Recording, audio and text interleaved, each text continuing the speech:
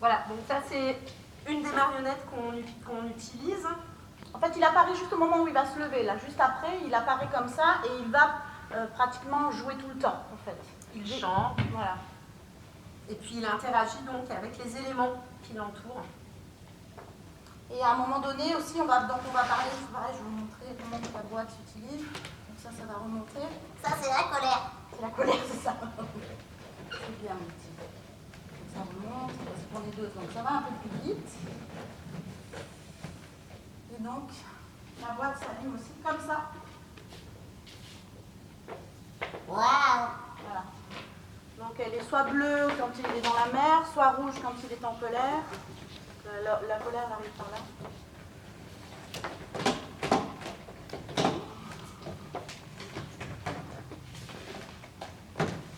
Donc voilà, on finit justement, c'est pas, on l'a pas personnifié comme l'eau en fait. Voilà, donc ça devient tout rouge et au fur et à mesure donc il se sort sa colère, voilà,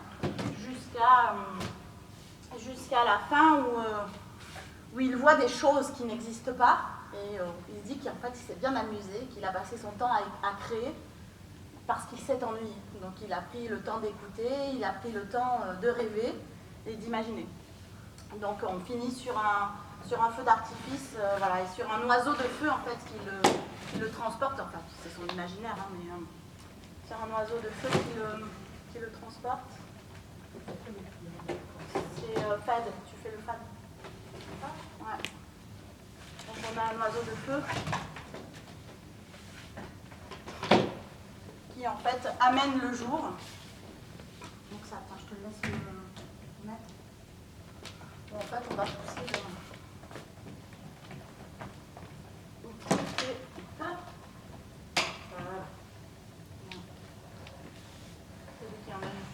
Donc toutes les illustrations ont été réalisées par notre professionnelle de la profession, Cécile, qui a tout fait elle-même. Et on finit sur cette image-là, comme ça vous avez la fin qui est généralement sublime, où là on a un silence absolu dans la salle. Oui, parce qu'il y a eu un petit effet quand même. Parce que juste avant, il y a un effet où on envoie des papillons en fait en l'air. Donc là, c'est... Il y a des papillons qui apparaissent de l'arrière en fait, et qui inondent l'avant-scène, on va dire. Et ensuite, il va se cueillir sur la lune. En fait, il va se poser sur la lune, la marionnette, et puis il y a une chanson de fin où en gros on dit maintenant c'est à toi d'imaginer. Moi j'ai bien travaillé et maintenant c'est à toi d'écrire le spectacle que tu as envie de raconter. Voilà. Donc c'est une structure qui se démonte totalement, qui se transporte n'importe où. C'est un spectacle qui a juste besoin d'une prise électrique. Vous avez vu sur la... Voilà, ça se joue vraiment partout. Au niveau des lumières aussi, c'est la même chose. Ça se... Là, vous voyez, il n'y a pas forcément de projecteur. C'est une technique qui est plutôt légère. On a besoin d'une prise pour brancher la... Voilà. Tellement légère que par exemple demain, on a des ateliers prévus et on va démonter les parties, chaque partie, on va pouvoir travailler avec les élèves sur le passage des illustrations et l'utilisation en petit format d'un kamishibai. Donc c'est vraiment une structure très légère qui peut jouer partout. Donc on a joué aussi bien dans les écoles que médiathèques, qu'on pourrait jouer en extérieur. Bon, en tout cas, avec la boîte lumineuse, pas forcément, mais c'est un spectacle qui est hyper mobile, hyper léger. Après, en termes d'action culturelle, autour, il y a tellement de choses à prévoir et à faire, c'est vraiment infini, parce que vous voyez, ça fait casteler aussi. Donc on a tout le travail de la marionnette, de la manipulation, on a le travail de l'illustration, c'est-à-dire qu'on peut travailler avec les enfants autour d'illustrations de l'histoire.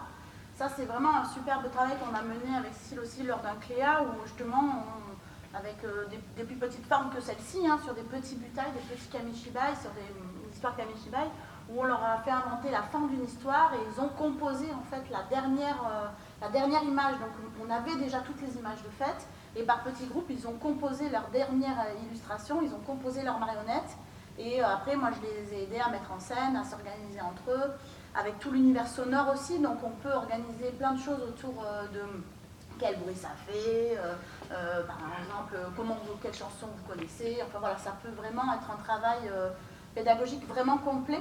Et en même temps, il y a aussi le jeu théâtral sur... voilà, parce qu'il y en a aussi également. Donc c'est un outil aussi qui permet beaucoup d'actions culturelles protéiformes. Surtout que c'est vraiment l'ancêtre de la télévision. Et en plus, on peut utiliser toute la matière de la lecture. Parce qu'en fait, bon, c'est pas forcément le cas ici, parce que nous, on connaît le texte par cœur. Mais quand on utilise un kamishibai, pour ceux qui connaissent, le texte avec les dialogues est écrit derrière. Donc il y a aussi un travail de lecture.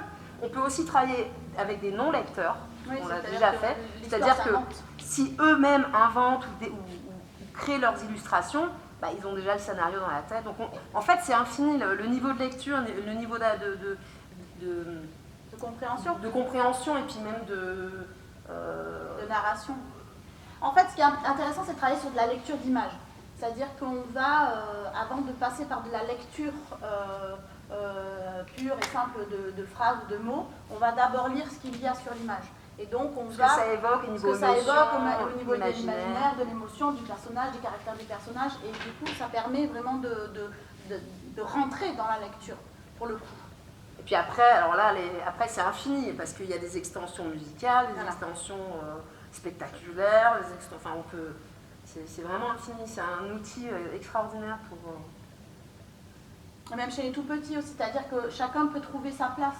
Il y a des enfants qui seront plus à l'aise, par exemple, ou des grands, qui seront plus à l'aise pour parler, qui vont parler au public, ou qui vont prendre la narration en charge, et puis d'autres qui vont être plus à l'aise sur le fait de juste tourner une feuille au bon rythme, de tourner les pages au bon rythme, ou juste quelqu'un qui dit moi je veux faire de la musique, donc il va faire de la musique, donc on peut trouver une place pour chacun aussi. Et on a même eu la bonne surprise aussi par la pratique de se rendre compte que des enfants par exemple, ou même des adultes, parce on peut faire très bien des ateliers adultes aussi, qui ont du mal à prendre la parole en public, qui par contre, derrière, s'autorisaient avec les marionnettes, les voix différentes, la musique, ou même sans rien, juste en projetant son imaginaire, et d'être caché derrière, du coup, ça déclenche parfois les prises de parole. Et voilà, on a des belles surprises comme ça. Et aussi dans le sens inverse, chez les bébés, 4-5 mois, il y avait une dame, plusieurs fois ça nous est arrivé en disant je peux pas, j'ai mon petit de 2 ans qui veut voir, ou 3 ans qui veut voir, j'ai mon bébé, et de dire venez avec votre enfant, et en fait d'être surpris de la réception chez le tout petit. Avec les yeux comme ça. Voilà, c'est ça, c'est-à-dire de l'univers musical, des sons, de l'image, et en fait il trouve à chaque fois sur le faciès aussi, bon là on est un petit peu empêché, mais en tout cas de réagir fortement sur l'ensemble de la proposition à leur niveau. Et une dame, elle était étonnée parce que justement son bébé de 4 mois dans la poussette, en fait il est sorti à la fin, justement avec la lune, il chantait avec moi, et puis il chantait avec moi, il disait c'était super drôle, c'était très étonnant. On ne pensait pas nous-mêmes que ça aurait pu avoir cette réception-là. Et en fait, souvent on dit oui, mais ils ne comprennent pas tout, ils ont pas... mais c'est pas grave. Ils y trouvent quand même quelque chose sur lequel se raccrocher. Voilà ce qu'on pouvait... Voilà, donc on l'a fait aussi bien en tout public, c'est pour ça qu'on a eu des bébés, des mamies, tous les âges, et du scolaire, pur scolaire aussi.